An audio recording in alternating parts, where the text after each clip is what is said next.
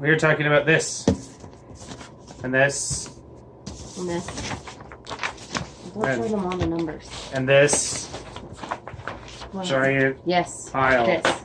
This giant pile. So what is all of this? Paper from a tree. Who's it for?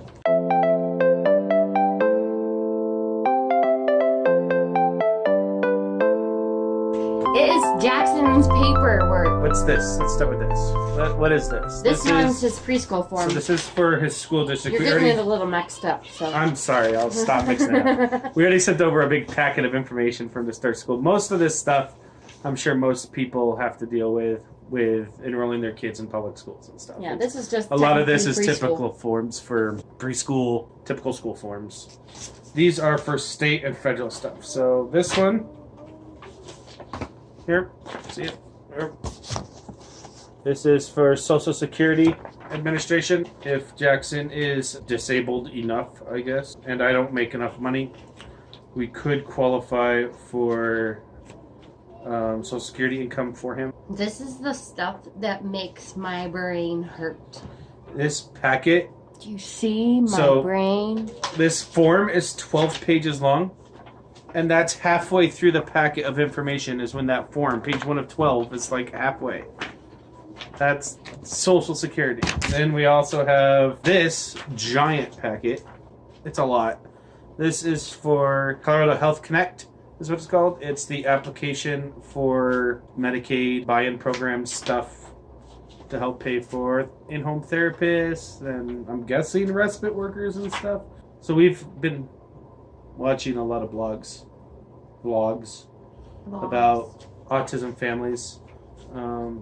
I think the one we've been watching the most of is Fathering Autism, right? Yep. And they have like respite workers that come and watch their Abby.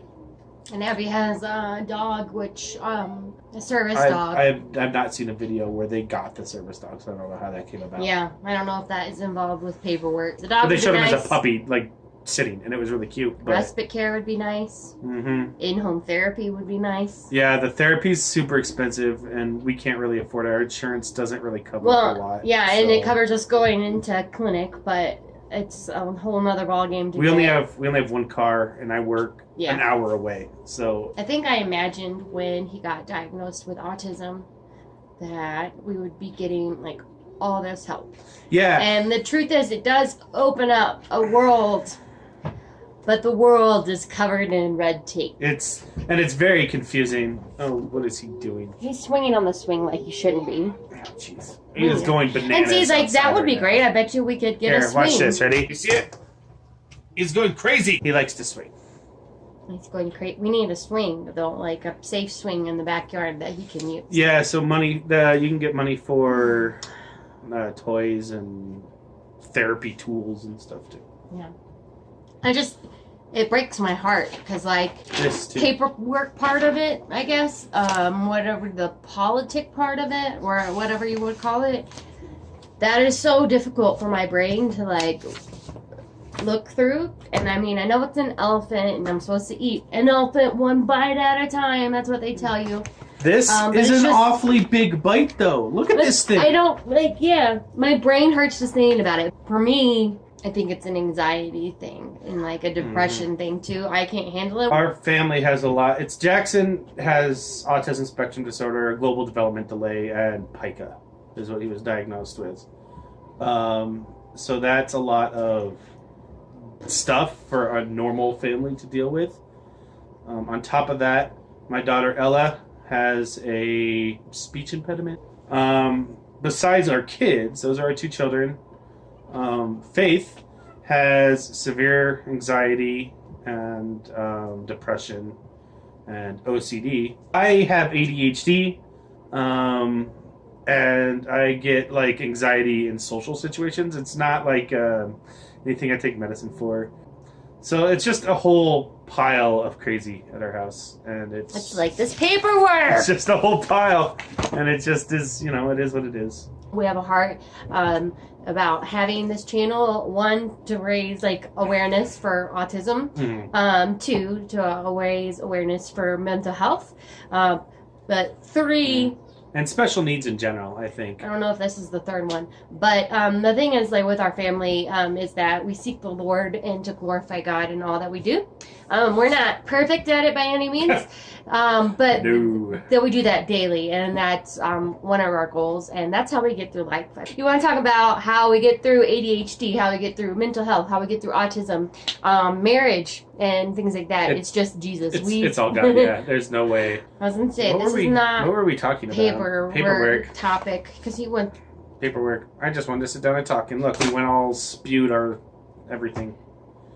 Just the application to get Jackson diagnosed with autism was a mountain for us to climb. Yeah, it was a big packet and paperwork for some reason. It was huge.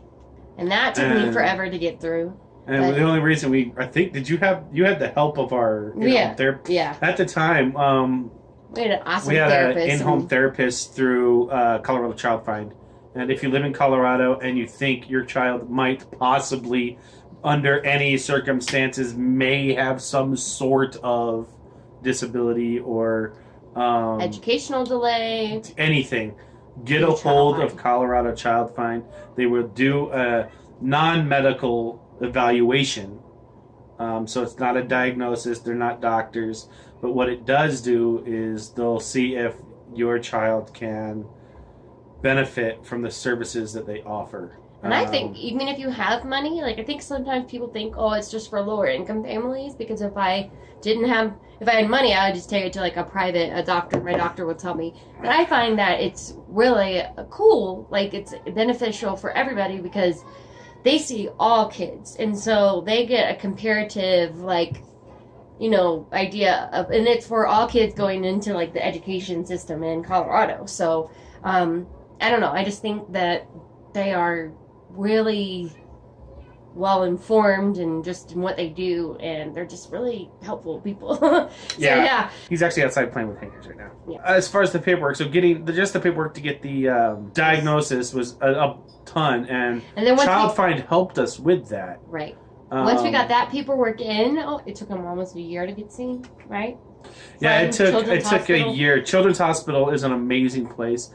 They do a lot of good, but they are waitlist of eternity. Yeah, their wait list is so long that when we first submitted the paperwork, their wait list was when we get to it. Like, it didn't have a time frame. Luckily, it was just whenever. The sooner you get your kids in, the shorter the wait list. The older your kids are, the longer the wait list is. Yeah, it's because they do wait list by age grouping. And then after that, it was like, yay! As soon as we were done, got the diagnosis, like, a lot of people, get it is different, because you get this feeling of, well, now it's official. My kid has autism. Yeah, but it also opens up like a world of opportunities, because kids with autism get a lot of help. However, that help requires more work, paperwork. They want to know every doctor we have ever seen. I think like, that's something all of them. And I don't know. That's something I appreciate about the vloggers that we watch, and like Fathering Autism, and even Priscilla in that vlog, because she fights. I mean, Asa fights too, but like, she's the one of the heads of paperwork, and we don't try to compare ourselves. But I wish I could do my paperwork and work like she does, because like, then I can just get it done. I appreciate it takes a lot of effort, and they show that, like, and that's something I want to make sure that we show, because it's great. And I'm not trying to scare anybody, but maybe we just need to change. I mean, I was going to say, maybe we need to change the way we do stuff. And we are. And there are charities that help with that stuff. So that's what will be neat. Hopefully we can video that. And I've got the number to the Autism Society of Colorado. Helps with paperwork. Yeah.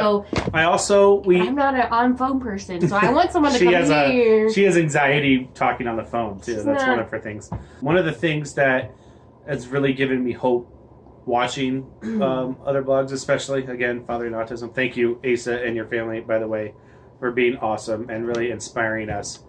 But is that they had to fight to let their daughter Abby go to a good autism school. They go to the Jacksonville School of Autism in Florida.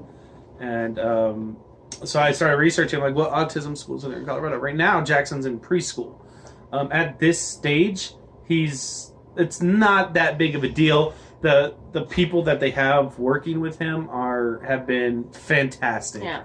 And it's just been wonderful. Something we've prayed about, but I think we got blessed with as he gets older and that gap between him and his peers gets ever wider, it's something that really concerns me. You know, it's like, what's it going to be like once he starts kindergarten? What's it going to be like once he starts actual first grade? And that could be another, but there's just not enough teacher to students, and there's not enough funding and stuff like that. And so I can see the benefit of going to a private school for autism. So the one here, I think, is called Joshua School. So they have 2 campuses, one down near where I work in southern Denver, near the tech center. I'm hoping we can get, like, if maybe they'd be willing to help us with paperwork, like, or at least put us in touch with people that, like, I'm sure we're not the first people that have had this struggle, that don't even know, like, where to start. Well, yeah. So that's one of the big things is, like, how do I get, you know, where do I start? Where does my path start so that I end up at these places I want to end up? Like, which of these giant piles of paperwork do I actually have to fill out in order to get a respite care worker? You know, and we have, which one do I have to fill out to get money for in-home therapists? This one's is the waiver one, and this does treatment as well. Early and periodic screening, diagnostic, and treatment. This is the shortest form, by the way. Okay. It is instructions, and then 1 page front and back. However, this one is probably the most complicated. Yeah. It doesn't have the most parts, but it asks things like identify rule, standard, policy, or documentation describing current coverage. Like for a Medicaid rule, and like there is none. Like he's not currently covered by Medicaid. So I don't, like, what do we put there, you know? What's the specific nature of the request? Well, what am I requesting here? Like, it says who qualifies, and my child obviously qualifies for whatever this paperwork provides. And this paperwork is set up not to do it by yourself. And and you might be wondering, well, then why do you have this paperwork if you don't know what it does? Well, I went to a website for the state of Colorado that said resources for autistic children, and this is one of the things I said to do. How much of the doctor records do I actually need? Yeah, we have his diagnostic stuff, but I don't have a whole lot from the first year of his life when we lived in Texas. Where's the camera? Bye.